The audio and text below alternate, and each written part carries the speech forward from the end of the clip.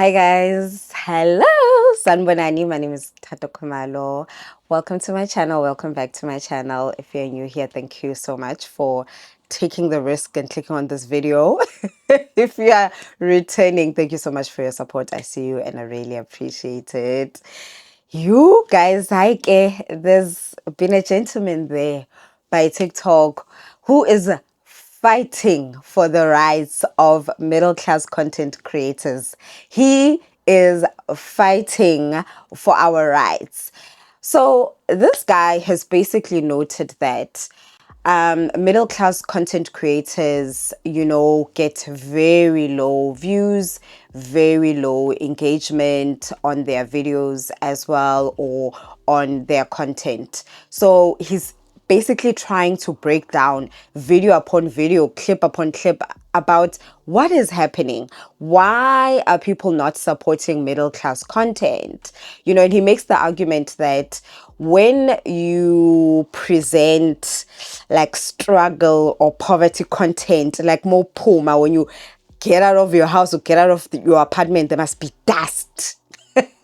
Like, by dust he means, like literally maybe like no roads or just really bad infrastructure. He's like, that type of content gets the viewership, it gets 10k likes, it gets the comments, it gets the follows, the subscriptions. And he's like, people also lean towards the really higher, rich, filthy rich content that also gets a lot of viewership, that also gets a lot of engagement. But here by middle class, people are just like, well, we're not engaging here. We're not engaging. We might see your video. We might even give you the viewership. But to get me to like, to comment, it's not happening. Mawenza ivlog kumele mawuphume esangweni. Angithi uphume esangweni kube ne-dust. Bafuna i-dust. Or bafuna indawo ibe super clean. Wena nje ola la in between khohlwa. Bafuna ube ngathi yabo ama-fence akhona awalingani, abanye bane-fence, abanye abana-fence. Ukungcola nje kukhona ukungcola kuphela into abayifunayo. Bebone ukuthi okay sharp. This is where you belong, and this is where I was. Like, so I think from the engagements I could see is that the pull for so-called poverty or struggle content is that it's so real. It's so authentic. Like someone is living their real, authentic lives and they are showing it to us like they are proud. Like it's real. It's authentic. Like, oh my God, I used to live like that and now I don't live like that. Or, a lot of things are going bad in my life, or a lot of things are not going right in my life, but at least I'm not there. Like, I should be more grateful for where I am. I should be more grateful for what I've been able to achieve so far. You know what I mean? And when you engage with that content, there's a dopamine hit. Like you've done a good one for today. You've done a good deed for today by engaging with that content, commenting on that content. And I don't think people engage with that content and be like, oh, this is my charity work for the day, or this is my good deed for the day, I'm showing kindness. I don't think people do that, but there is maybe a certain level of, wow, like you're so brave. Like, wow, I used to live like that. And I should be more grateful that I'm living in answered prayers now, because I used to be there and now I'm here. It's giving a little bit, if I can help you out through the little thing that I can do, if I can help you out with my engagement and you can make it in life, you can make it, I'm rooting for you.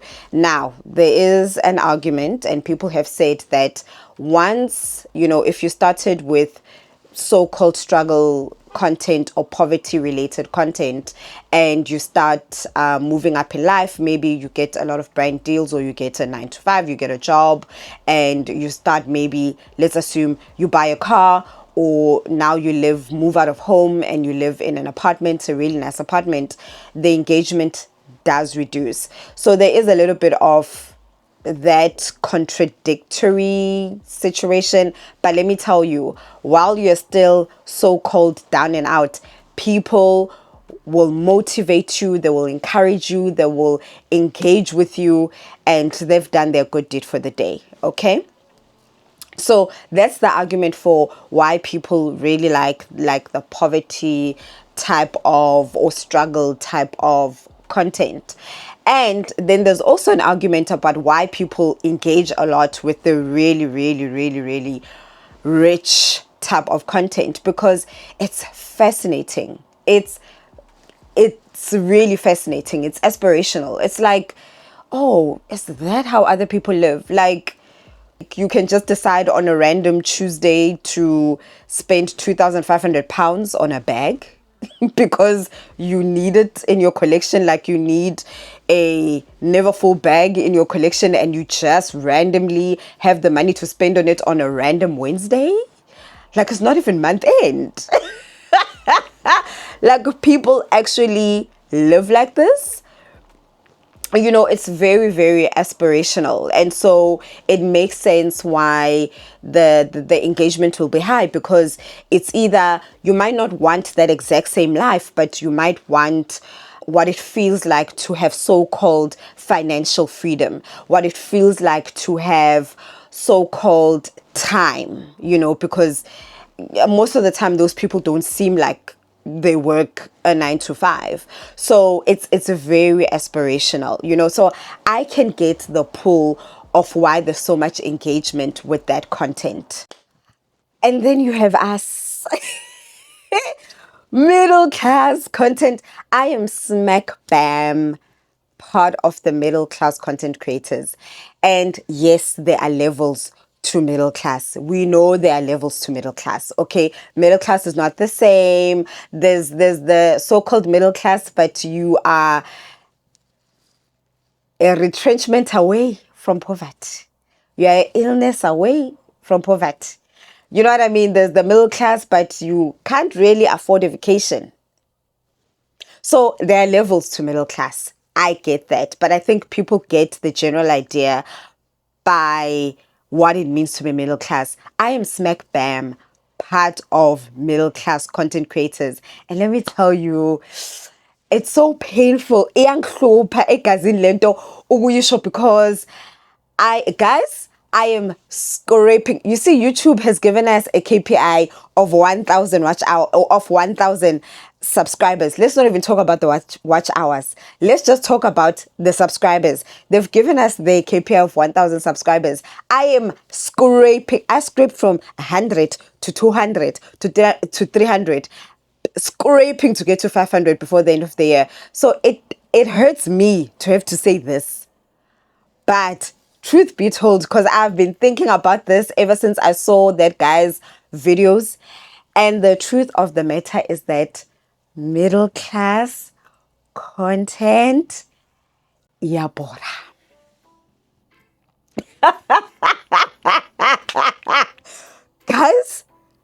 Guys, asikhulumeni le ndaba. Let us not lie to the people.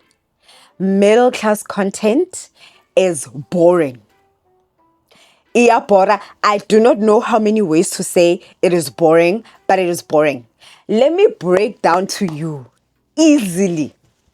Let me break down to you in the vlogging space. A typical middle class vlogger.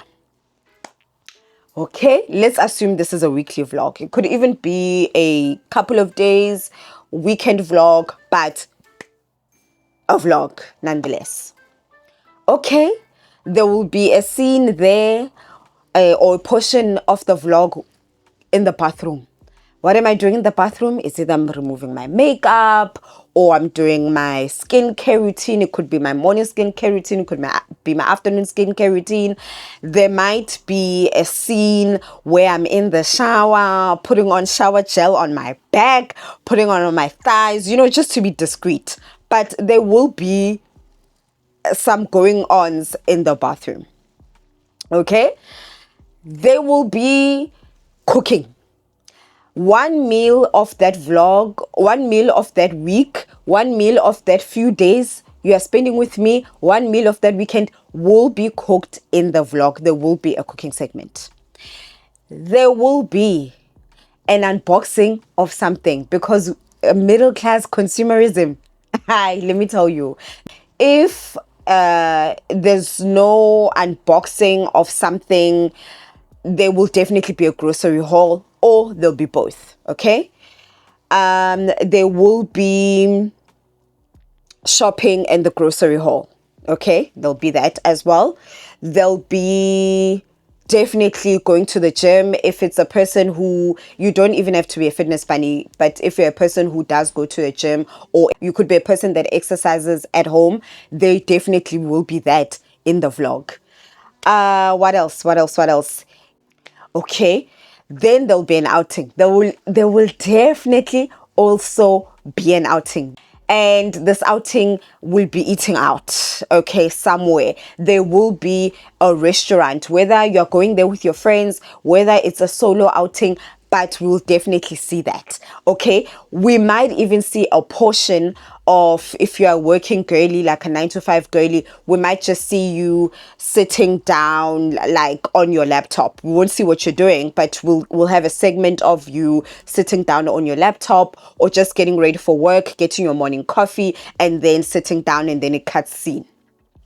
Okay, and if you are a church girly, so if you go to church, this is typically now towards the end of the week. If you're doing a weekly vlog, there'll definitely be that segment. So some girlies will just take us through the outfit that they've worn and going to church and coming back, and then there'll be some that will include maybe like a clip or two, like a few seconds in church.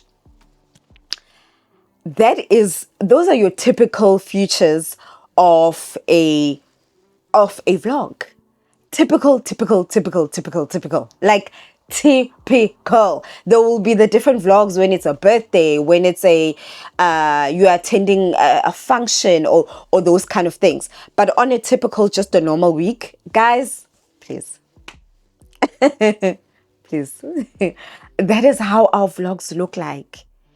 We gravitate towards the same things. We look the same. And by look the same, I don't mean literally our faces look the same. I don't mean we're the same height. I don't mean we're the same body shape, body size. Oh, no. But we kind of look the same. We kind of speak the same. Our houses look the same. We go to the same gyms. Like, guys, it's all the same. We even use the same music for our vlogs. It's all the same.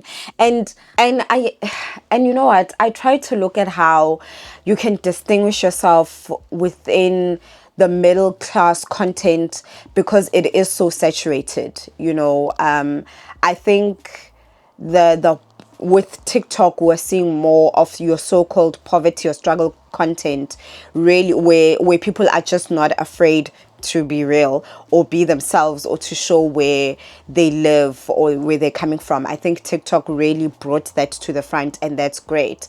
But middle class, it's very much saturated. It's sibaningi. There is a lot of us. And I was trying to think, what's the cheat code, or how did the successful middle class content creators do it? And there's a couple of things that I've observed. Okay, it's your middle class content creators who started doing it before it caught on trend.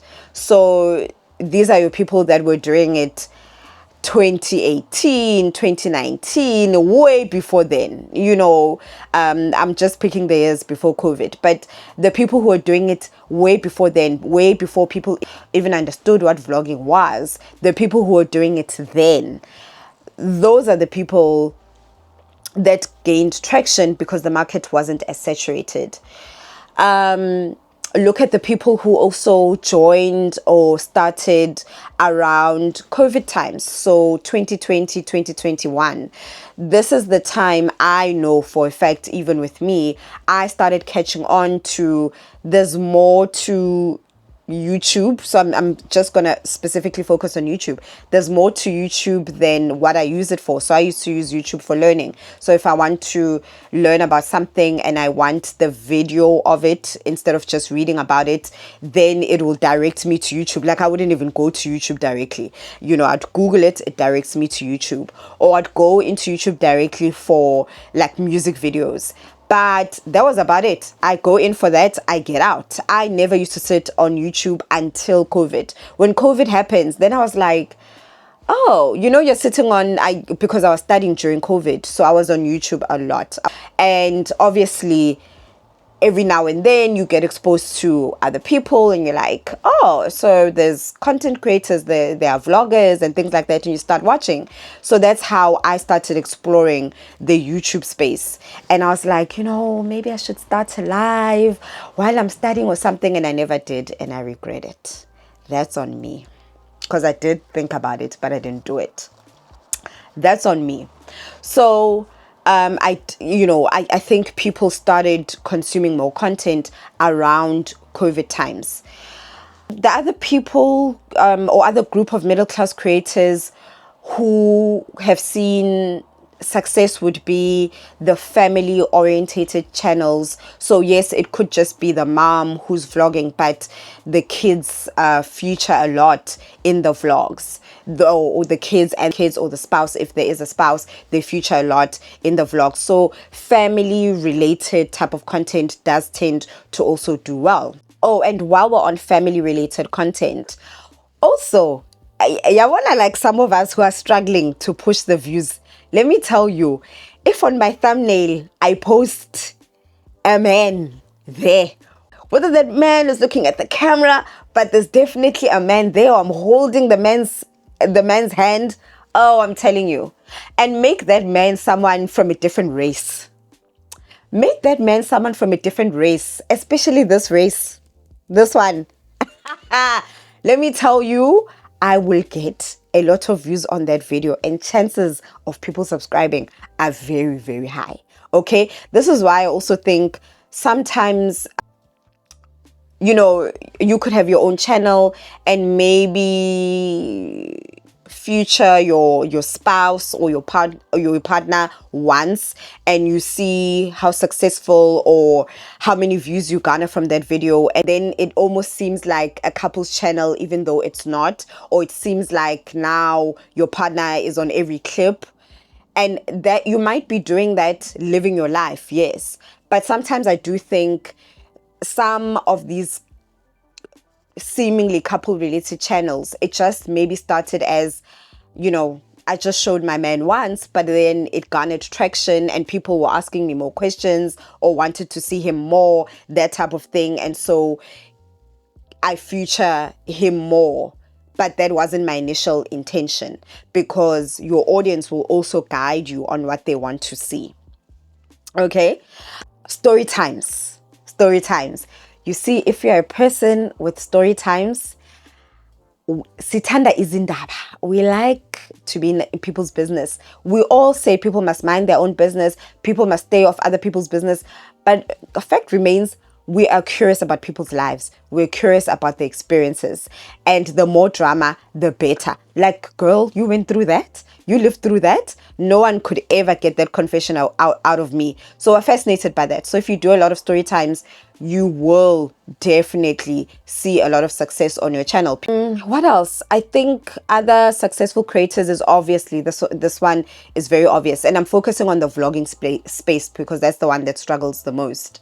This would be if you are a known personality. I'm not even talking about a celebrity, but if you're a known personality, for instance, you are coming from a reality show, if you're coming from a reality show, coming from Married at First Sight, whatever the reality show is, and then you have a followership from that show, and then you move it to your YouTube channel, you will definitely see some level of success. If you vlog a significant life event, so you're getting married, okay, so your lobola, but your lobola day, prepping for lobola, picking your bridesmaids, your bridal shower, night before your wedding, honeymoon, you can break that whole thing up into 8 videos, but just one of those videos will garner you a lot of views and a lot of engagement on your video. And because of that curiosity that you are creating from that, you could get a lot of traction on your channel based on that one significant life event. Or it could be you're focusing on something really, really specific that people really want to know about. So think about people on weight loss medication like your Ozempics, your Wegovy's. If you start a series on your channel related to that, your channel will get a lot of viewership based on that focal point. I also think other middle class content creators that gain traction would be your people who are middle class, but they're not in the 9 to 5 space. So think about there's one YouTuber that I really, really love who's a makeup artist, or someone in the event space, or someone who is a full-time content creator. Like, it's fascinating to watch their lives, especially when they take you in their jobs. So the makeup artist that I watch will actually take us with her to work, and she does the makeup of some celebrities, or she does the makeup on like movie sets and things like that. And that's always so fascinating to watch. Like me as a normal 9 to 5, I can't take you to work. I can take you on my way to work, buying coffee. I can even maybe do entering the building, leaving work, after work drinks with my colleagues, even though I won't show my colleagues, but I can't really take you into my meetings. Like you guys, I can't have my camera up at the office. I can't have my camera up while I'm on meetings. So anyways, I've given you plenty of examples of how some middle class content creators have seen success. But guys, even with them on a normal week, if you're doing weekly vlogs, please. And you see, people will then argue, with your middle class, you have to distinguish yourself with personality. And I do think that's important. I do think that your biggest selling point is your personality, but also people shouldn't tell me anything about personality, because we have people who have 100k subscribers, 200k subscribers, 300k subscribers with the personality of a blank paper. A personality of a blank paper. Okay. There's this YouTuber. As guys, yeah. A YouTuber will go, not a YouTuber, a vlogger will go and do their bed for 2 minutes straight on a vlog. And you see, the thing about a vlog is you are living my life with me. You are living the week with me. You are living a few days with me. So a person showing themselves doing their dishes, doing their bed is not a problem. But you're doing your bed for 2 minutes and there's nothing to it. You could be doing transitions from your sheet to your duvet. Do a quick transition. You know what I mean? Like you can edit dishwashing in such a way that is interesting. Because yes, I'm watching you live your life, but there's so much art in the editing. Guys, personality of a blank paper. Some of these vloggers are so successful, or they've pushed their numbers because they entered at the right time. Guys, no. Like, I think what's important now, because joining at the right time is done now. The market is saturated. I think what's important now is to create a curiosity gap in people. There must be something that they want to see in your vlog. There must be, I know people talk about monitoring spirits, but there must be something. I'm talking about people who are now joining now, beyond the people who joined at the right time. So their personalities could be as boring as, but they still have created a community from long time ago. But now there must be a curiosity gap of sorts. If you're not poverty struggle content or really rich content, there must be curiosity of sorts. Guys, some of us actually, my life in the UK compared to my life in South Africa, I actually low-key, high-key fall into the poverty content, because here I am in the UK. I used to have I have my own house there. In South Africa, I have my own car. But here, I'm sharing a house with 5 other housemates. I'm the 6th housemate sleeping on a single bed. Here's my single bed from where I'm sitting to the wall, very close by. So technically, I should be leaning in on those things. Hey, I live in such a tiny square, rectangle of a room. Like life has humbled me in the UK. Maybe I should lean in on that. But there must be a curiosity gap.